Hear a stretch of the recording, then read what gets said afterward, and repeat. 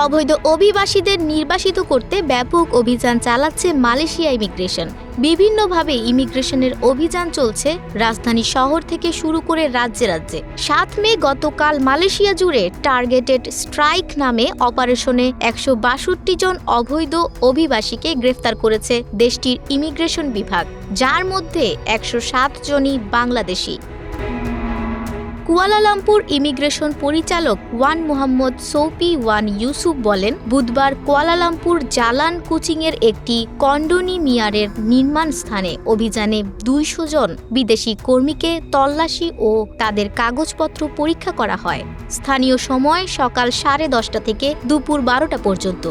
এর মধ্যে থেকে 60 জন বিদেশিকে বিভিন্ন অপরাধে 1959 থেকে 1963 সালের অভিযান আইনের অধীনে গ্রেফতার করা হয়। গ্রেফতারদের মধ্যে 41 জন বাংলাদেশি ছাড়াও ইন্দোনেশিয়ান, মিয়ানমার এবং ভারতীয় নাগরিক রয়েছে। ওয়ান মোহাম্মদ সৌপি বলেন, সপ্তাহব্যাপী গোয়েন্দা তদন্তের পর এই অভিযানে কন্ডোমিনিয়াম প্রকল্পের মালিক অবৈধ শ্রমিক নিয়োগ করেছিলেন।